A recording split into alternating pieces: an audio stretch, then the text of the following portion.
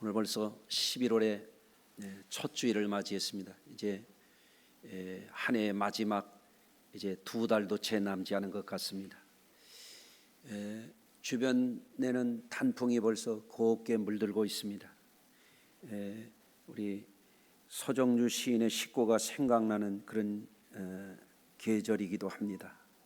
눈이 부시게 푸르른 날은 그리운 사람을 그리워하자. 저기 저 가을 꽃자리 초록이 지쳐 단풍 드는데 그런 19절이 있습니다. 가을의 끝자락에 우리 성도님들의 마음도 더욱더 아름다운 빛으로 충만하시기를 주의 이름으로 축원합니다. 지난주에는 4차 산업 AI 혁명 시대에 우리 성도님들이 미래를 잘 준비해야 된다 하는 말씀을 전했습니다. 우리가 어떻게 이거를 준비해야 되나 막막해하는 분들도 계실 터인데, 스마트폰 쓰시는 분들은 큰 걱정 안 하셔도 될 거예요. 모르면 물어보면 AI가 다 대답해 주니 말이죠. 하나하나 배워가시면 되겠어요. 자, 지난 주간에 우리나라에서는 APEC 아시아 태평양 경제협력체 회의가 있었죠. 21개국의 정상들, 또 초청국가들, 수반들, 또 세계적인 빅테크 기업의 총수도 우리나라에 와서 회의를 갖고 또 모임을 갖고 여러 가지 그런 큰 뉴스들이 있었습니다. 이 APEC 기간 동안에 아주 AI 혁명 시대에 가장 주목받는 기업인 엔비디아의 총수가 왔었어요. 이 엔비디아라고 하는 기업은 AI 시대의 그 핵심 기계장치인 GPU를 생산해서 거의 독점적으로 81%가 넘는 그런 그 공급을 하는데, 이 GPU라고 하는 이 디바이스 컴퓨터 장치가 말이죠, 하나가 승용차 한 대 값씩 나가요. 7, 8천만 원씩 하는데, 요번에 우리나라에 와가지고 26만 개를 한국에 주겠다 그럽니다. 26만 개 정부와 또 기업이 이거를 한 개당 7, 8천만 원씩 하는 이거를 26만 개 사면 어마어마한 돈이 들잖아요. 그걸로도 부족하단 말이에요. 그런데 이 회사의 주문 물량이 밀려가지고 말이죠, 이거를 다 공급할 수 없으니까 한국에 와가지고, 그래도 한국이 중요한 나라니까 이만큼 배정하겠다, 이렇게 인심 쓰는 얘기예요. 그게 그래서 다행스럽기도 하죠.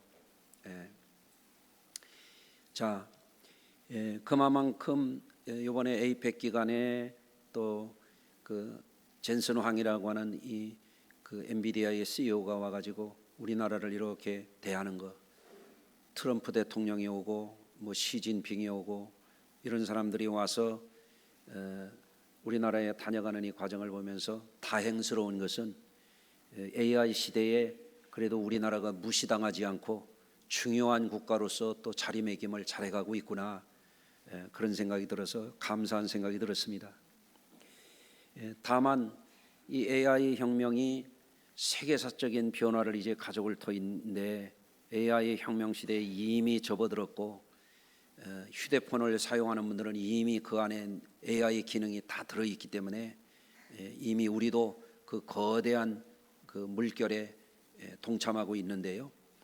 이때에 이 큰 변화 속에서 자칫 잘못하면 자기 정체성을 잃어버리고 방황할 수가 있어요. 존재감을 잃어버릴 수가 있어요. 그래서 이 큰 변화의 시대에 우리가 어떤 삶을 살아야 될지 하는 것에 대해서 오늘 말씀을 나누려고 합니다.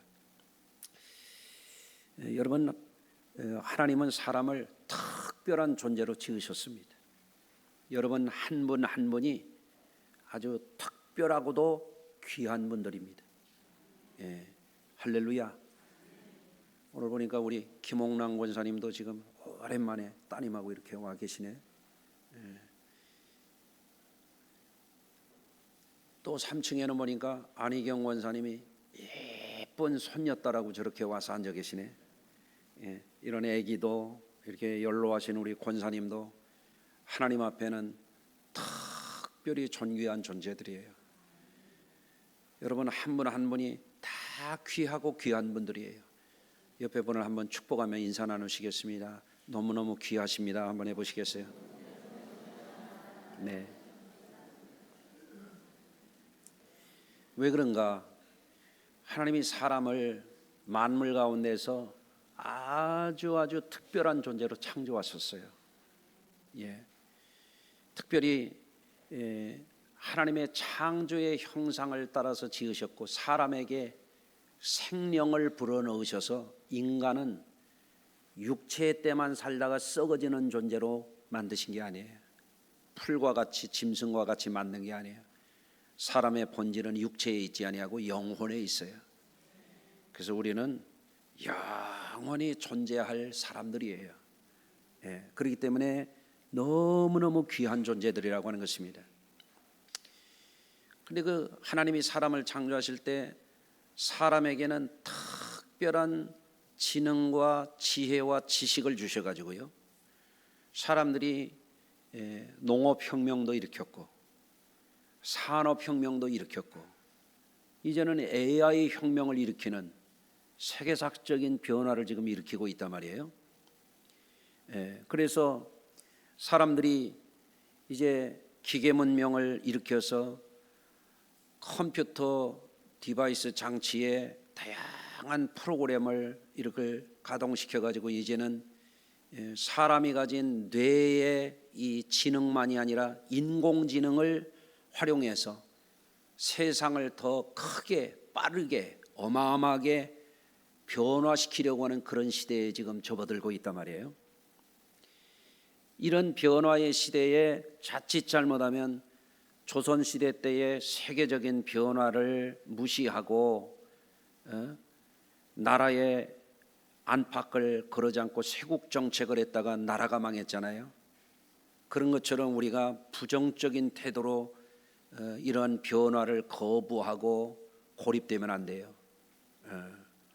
또 역사적으로 보면 산업혁명 시대에 수공업에 종사하던 사람들이 기계장치가 발견돼 가지고 대단히로 이제 직조를 기계적으로 해내다 보니까 실업 사태에 빠지게 돼요. 그래서 역사적으로 보면 러다이트 운동이라고요, 기계 파괴 운동을 벌였어요.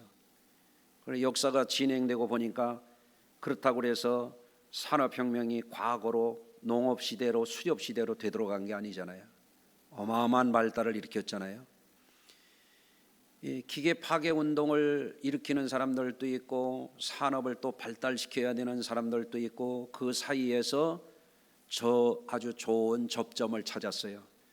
그래서 이제는 자본가와 노동자들이 의회 민주주의를 만들고 서로 법을 제정하고 새로운 질서를 만들어서 결국에는 이제는 오늘날과 같은 민주주의 국가 문명사회를 건설해냈습니다. 이건 뭐냐면 역사의 발전을 어떻게 해석하고 어떻게 하느냐에 따라서 더 좋은 미래로 도약해 갈 수 있다고 하는 것을 역사가 우리들에게 보여주는 것입니다.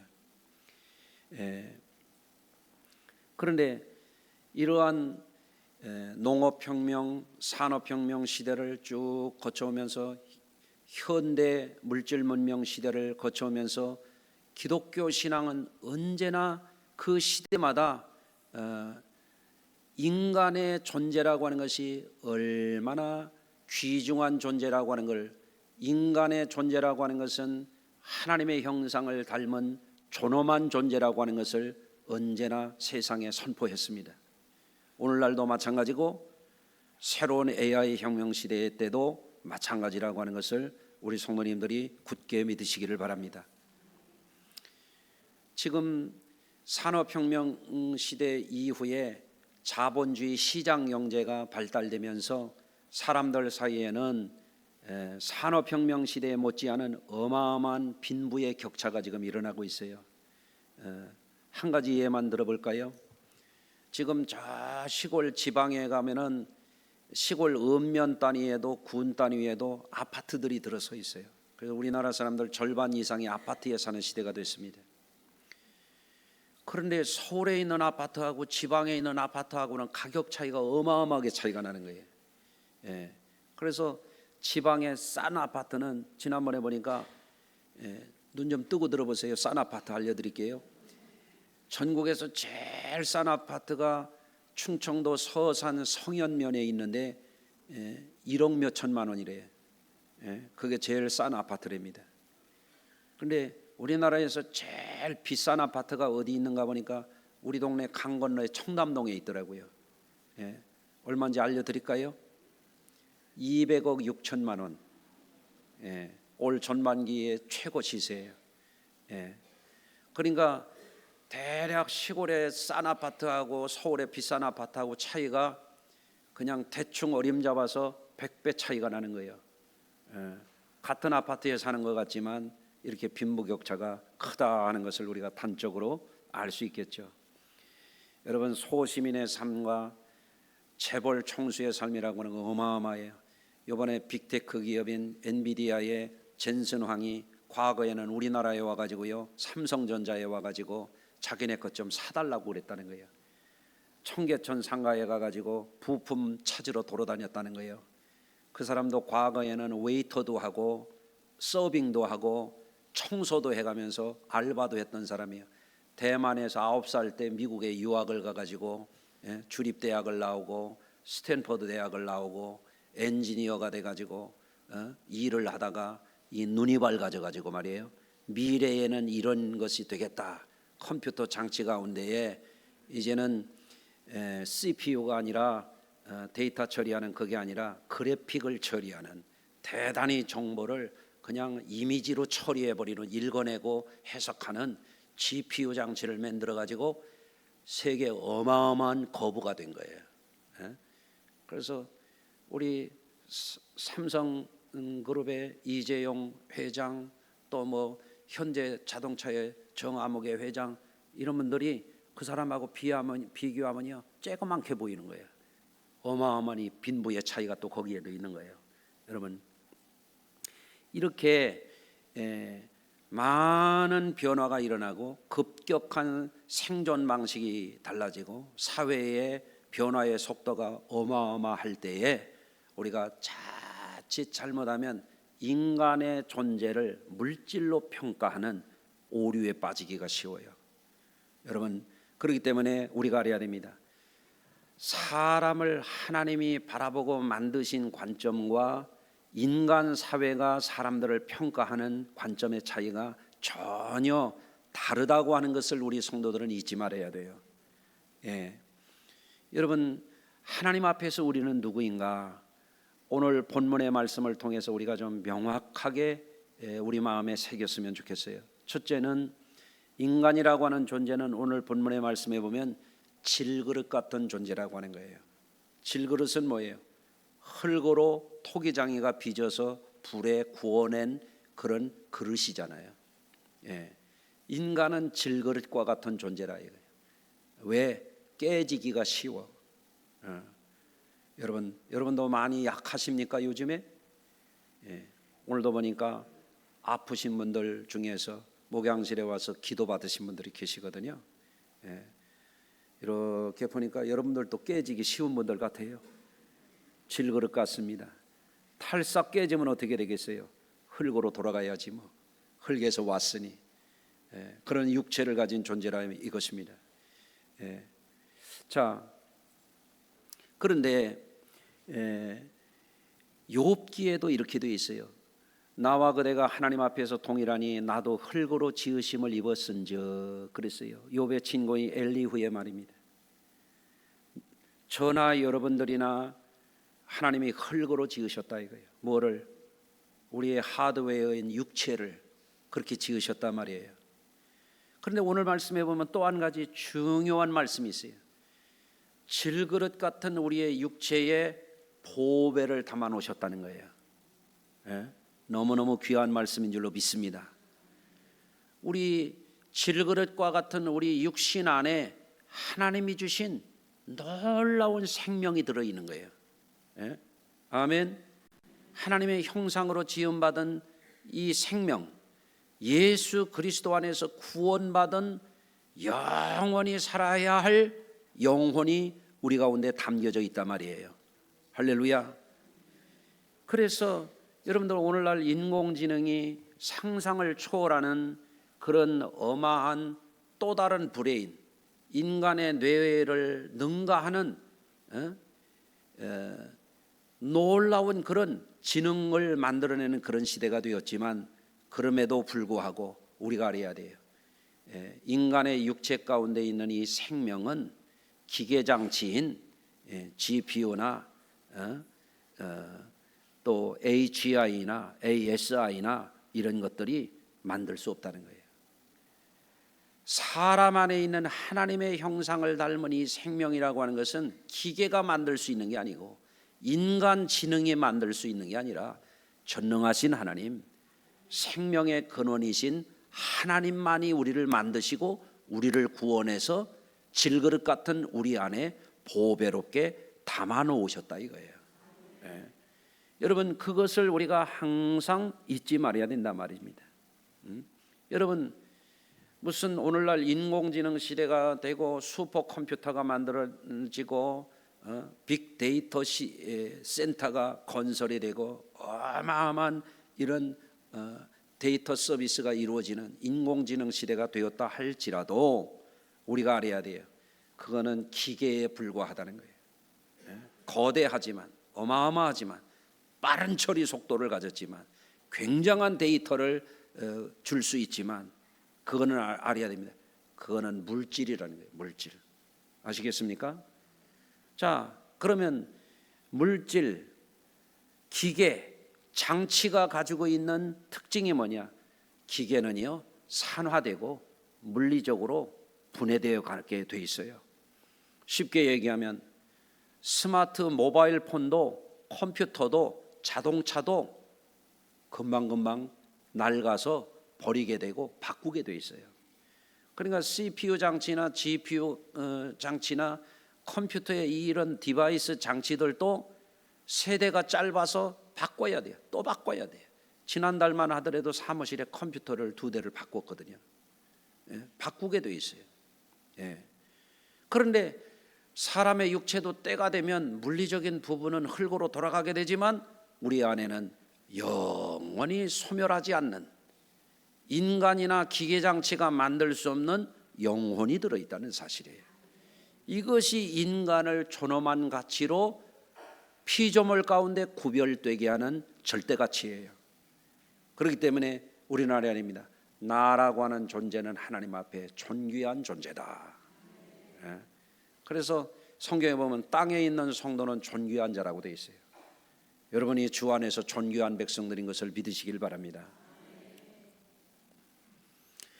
또 성도들은 이 세상이나 인간 문명이 줄 수 없는 생명력을 가지고 있는 존재예요.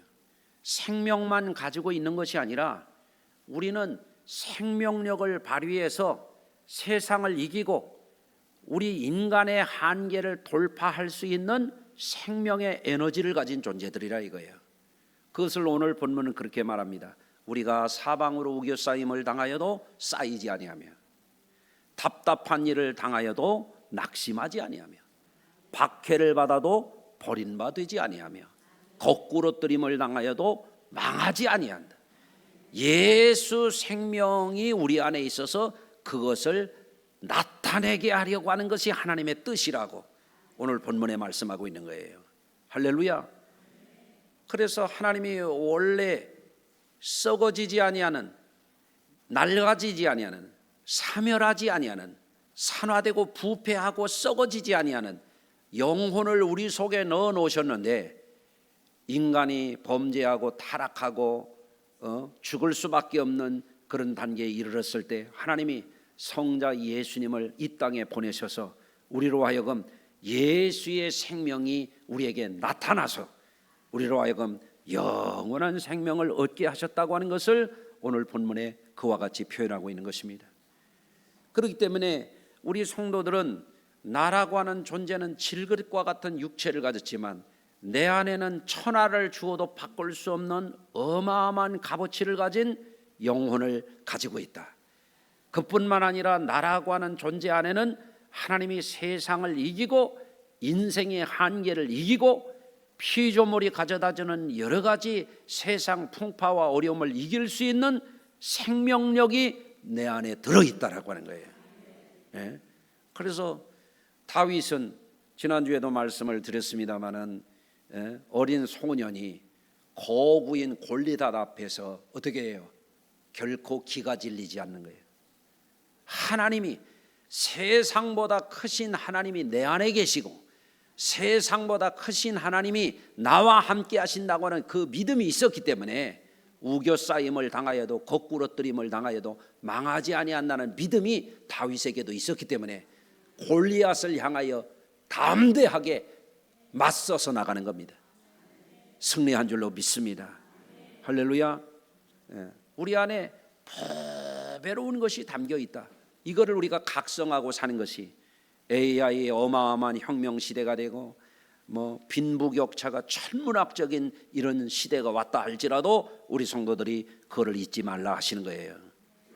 우리 안에 보배가 있다는 것. 여러분 요즘 금값이 얼마래요? 요즘 금값이 금값입니다. 우리의 나와서 돌 때 성도들이 돌반지 많이 해주셨어요. 근데 이제 성전 건축 원금하느라고 다 드렸는데 우리 아이들 어려서 클 때 금 한 돈 값이 3, 4만 원 했던 것 같아요. 그러니까 찾아봤어요. 90년도에 금 한 돈 값이 얼마였나 보니까 4만 3천 원이었더라고요.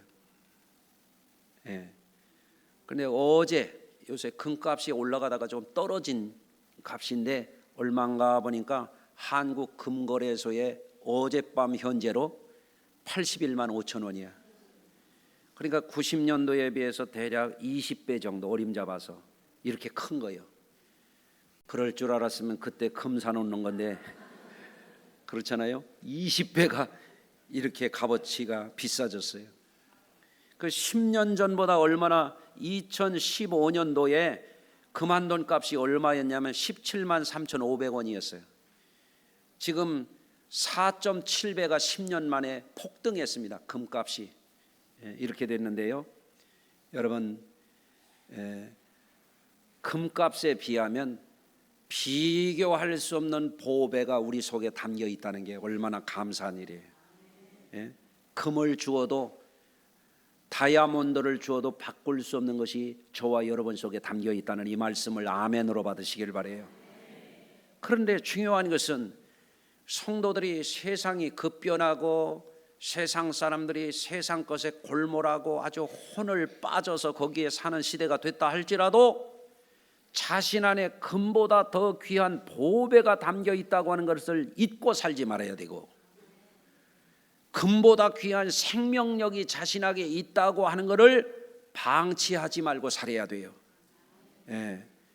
그래서 하나님이 주신 건강, 하나님이 주신 재정, 하나님이 주신 재능, 하나님이 주신 모든 인격적인 면에서 특히 영적인 면에서 우리 성도들은요 생명력을 발휘하면서 살아야 됩니다. 그게 중요한 문제입니다. 그런데 조금 소박한 얘기를 좀 해볼게요.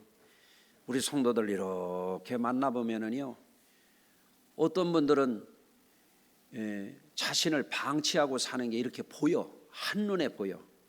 뭔가 보니까 얼굴이 거칠해가지고 그 얼굴을 방치하고 살더만. 근데 지난주에 보니까 어떤 성도는 보니까 점을 다 빼고 왔어. 내 느낌이 뭐냐면 그래도 저분은 자기 관리를 하는 사람이로구나.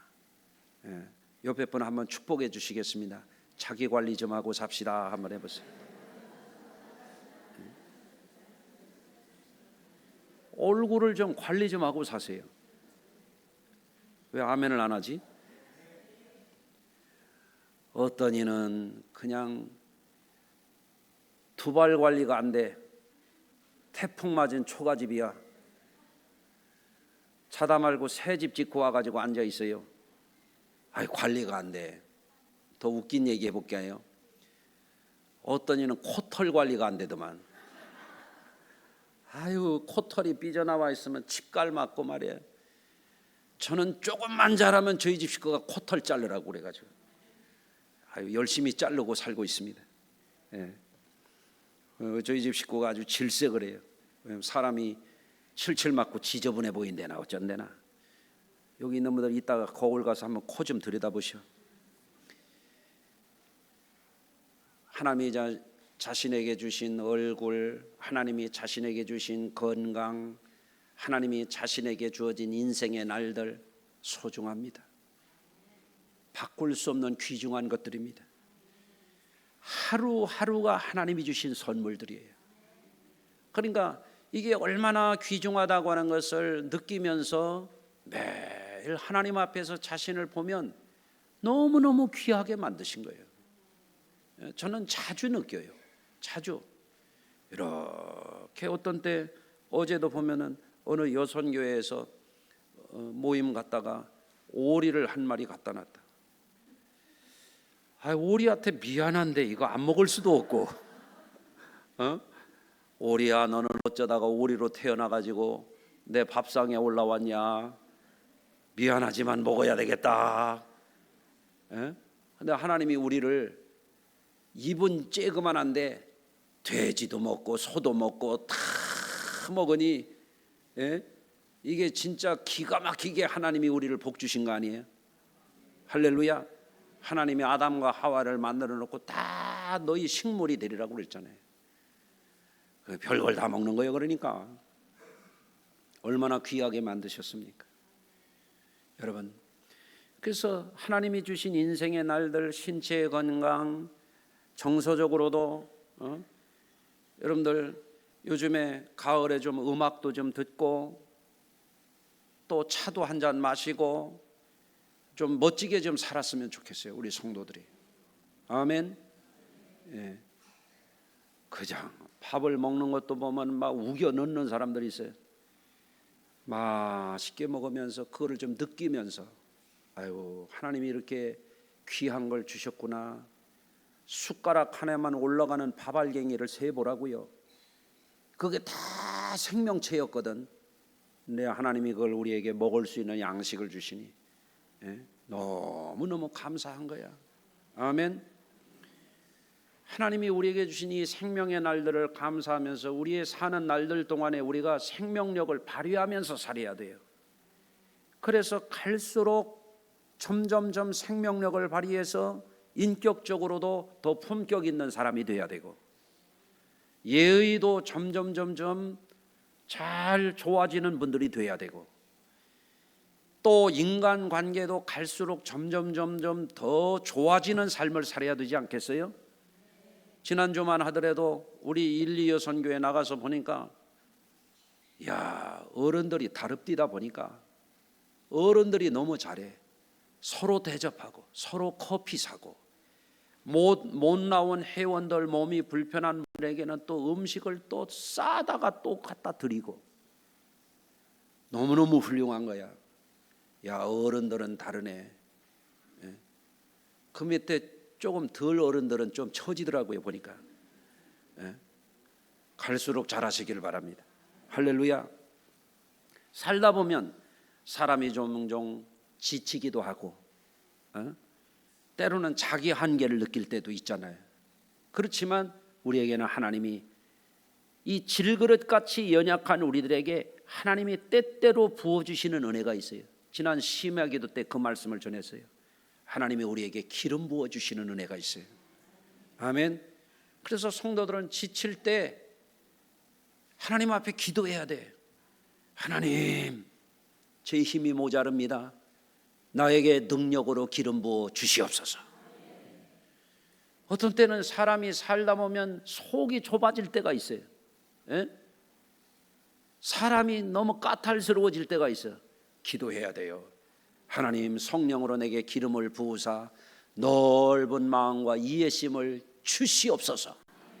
하나님이 우리에게 그런 마음도 주십니다. 아멘. 우리 하나님은 너무너무 좋으신 하나님이에요.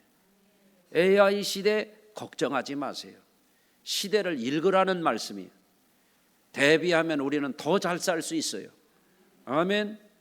예, 하나님 이런 시대에 우리가 잘 대비하게 해주십시오. 앞서가게 해주십시오. 기도하시길 바랍니다. 잘 되게 하실 줄로 믿습니다. 그래서 성도들도 오늘도 보니까 지난번에 결혼했던 김채은 내외가 목양실에 와서 인사했는데, 결혼해가지고요 서로 저만 사랑해달라고 하면 서로 싸우다가 못 살아. 그런데 예수 믿는 사람들이 가정을 이루어서 살 때 서로 그 얼굴에 햇살이 되어줘야 돼. 아멘. 그래서 나로 인하여 아내가 기쁘게 하고, 나로 인하여 남편이 최신이 올라가게 하고. 아멘. 예. 그래서 저도 우리 집에서 요새 우리 손녀들이 우리 집에 잘 와요. 그래서 내가 너는 어쩌면 그렇게 이쁘냐? 너무너무 이쁘다. 나는 세상에서 너희들이 제일 이쁘다. 내가 이랬잖아요. 왜 그랬겠어요? 그 얼굴에 햇살이 되려고. 그랬더니 우리 손녀가 뭐라고 하는지 알려드릴까요 말까요? 그렇게 말씀해 주셔서 고맙습니다. 그 GM이가 그렇게 했나 봐. 그렇게 말해서 고마워 그랬나 봐. 그러니까 햇빛을 받아야 달빛이 나가는 거거든. 우리가 서로가 서로에게 그 얼굴에 햇살이 되어줘야 돼. 그 얼굴에 쥐어짠 행주처럼 하지 말고 서로가 서로 빛을 발하며 살아야 되죠. 여러분, 이사야서에 말합니다. 일어나라, 빛을 발하라. 여호와의 영광이 너희 위에 임하였느니라. 아멘. 예수님이 말씀하십니다. 너희는 세상의 빛이라. 무슨 빛이겠어요? 죽이는 살인광선이겠어요? 생명의 빛이겠어요? 우리가 가는 곳마다 빛을 발해야 돼요. 교회 학교를 살리고, 찬양대를 살리고, 아내를 살리고, 남편을 살리고, 자식들을 살리고, 믿음의 가문을 살리고, 교회를 살리고. 이게 뭐예요? 하나님의 생명의 빛, 질그릇 같은 우리 속에 보배를 가진 사람들이 살아야 할 사는 이유가 되는 거예요. 목사는 왜 사는 거예요? 성도들이 잘 살도록 생명의 빛을 비추기 위해서 목사가 존재하는 거예요. 아멘. 여러분들 서로가 서로에게 생명의 빛을 더욱 발하시길 바라요. 예. 그래서 남은 2달 동안도 여러분 꽃다는 보리자루처럼 살지 말고 역할을 해야 돼. 역할을. 야, 내가 오늘은 어떻게 우리 가족을 기쁘게 할까? 내가 오늘은 우리 목장을 어떻게 기쁘게 할까? 아멘. 나로 인하여 저분들이 생기를 얻게 할까? 나로 인하여 살아갈 용기를 얻게 할까? 여러분들이 그 마음을 품고 여러분 안에 하나님이 주신 어마어마한 보배로운 생명이 있다는 걸, 여러분 안에 정말 굉장한 생명력이 있다는 걸 알고 여러분으로 인하여 죽을 자가 살아나고 삶의 용기와 희망을 갖고 일어서도록 여러분이 존재감 있게 빛의 존재로 집안을 비추고 산 위의 동네를 비추는 그런 성도들이 되시기를 주님의 이름으로 축원합니다. 기도합니다. 하나님 아버지, 오늘도 우리에게 비록 우리가 질그릇과 같은 육체를 가졌으나 우리에게 썩어지지 아니하는, 쇠하지 아니하는, 죽어지지 아니하는 영원한 생명의 보배를 주신 하나님을 찬양합니다. 우리가 살아가는 날들 동안 하나님의 생명의 빛을 받았으니 우리로 하여금 죽어가는 것들을 살려내도록, 어두운 데 빛을 발하도록, 불행과 저주가 있는 곳에 축복과 행복의 빛을 비추도록 우리를 사용하여 주시옵소서. 예수님 거룩하신 이름으로 기도드리옵나이다. 아멘.